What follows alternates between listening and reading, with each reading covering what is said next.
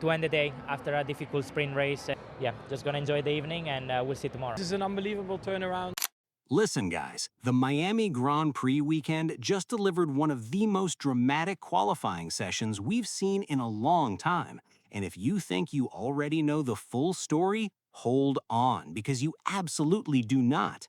Kimi Antonelli snatched pole, McLaren completely collapsed overnight, and there's a disqualification controversy that could change everything before the race even starts.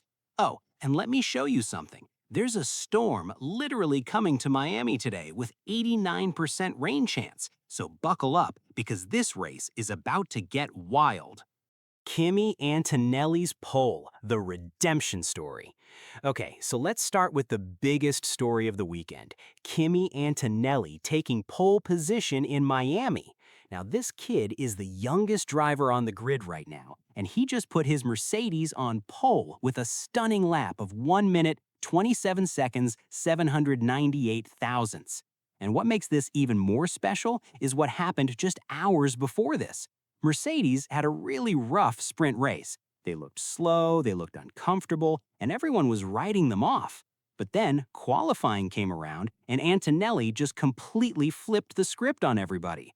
What's crazy here is that his teammate George Russell, who is a very experienced driver, couldn't match him at all and ended up 5th on the grid. Same car, completely different story. And that gap between them is something we really need to talk about because it tells you a lot about where Russell is mentally and physically this weekend in Miami. From sprint heroes to qualifying zeros. Now here's where things get really interesting, because just a few hours before qualifying, Lando Norris was flying in the sprint race, and McLaren looked absolutely untouchable. Everyone was saying, okay, McLaren is back, this is their weekend. And then qualifying happened, and everything just fell apart completely for them. Norris dropped to 4th, Piastri fell all the way down to 7th, and nobody could really explain what went wrong.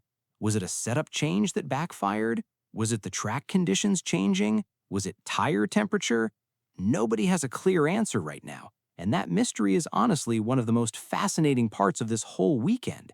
Because think about it, if McLaren can't figure out what happened between the sprint and qualifying, that same problem could come back and bite them hard during the race today, especially with heavy rain coming in, where setup and tire management become even more critical than they already are on a dry track. Max versus Hamilton, the battle you can't miss. All right, now let's talk about the battle that every single F1 fan is watching very closely this weekend, and that is Max Verstappen versus Lewis Hamilton. Max qualified 2nd, Hamilton qualified 6th, and on paper, that gap looks comfortable for Max, but trust me when I say the race is a completely different story. Max in wet conditions is one of the most dangerous drivers on the entire grid, and with 89% rain chance today, that completely changes the dynamic of this whole race. We've seen Max pull off miracles in the rain before, and if the safety car comes out, if the strategy gets shuffled, if visibility drops, suddenly that gap between P2 and P6 means absolutely nothing. And Max knows this better than anyone. He's been in these battles before, and he understands that qualifying position in a wet race is sometimes just a number. So keep your eyes on Hamilton today because he could genuinely turn this race upside down completely. Russell's struggles, what is going on? So while Antonelli was flying in that Mercedes, George Russell was having a completely different kind of Saturday in Miami.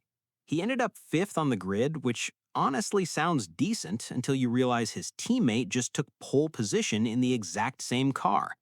That teammate gap is brutal, and it raises some serious questions about Russell's confidence and his comfort with how this 2026 car is set up.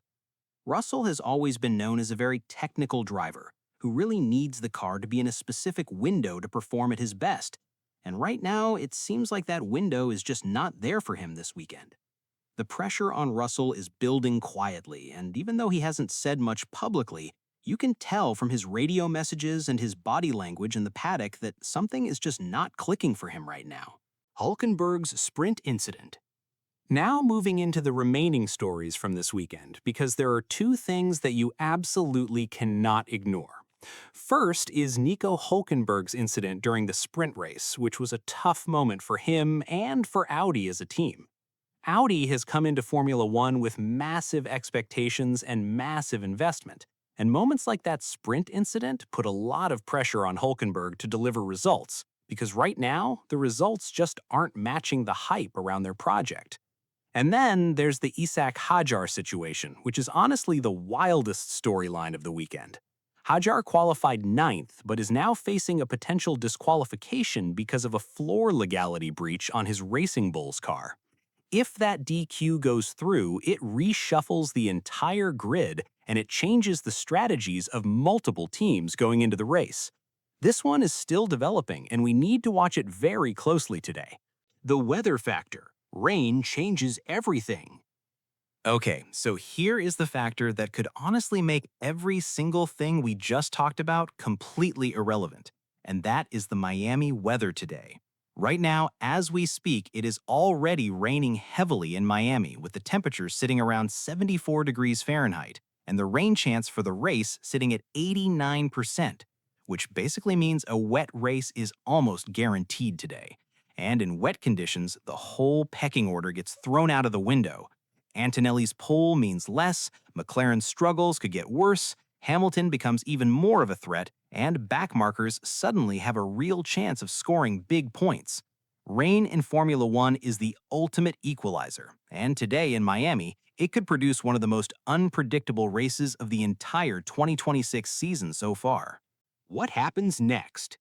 So to wrap everything up quickly, we had Antonelli taking a stunning pole from Mercedes, McLaren collapsing overnight in a way nobody can fully explain, Max and Hamilton setting up an epic wet weather battle, Russell struggling badly against his own teammate, Hulkenberg's rough sprint, the Hajar DQ drama still hanging over the grid, and a massive storm literally arriving for race day in Miami.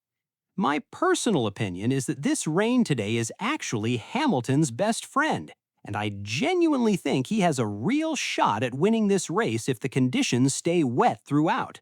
But here is the question I want to leave with you today.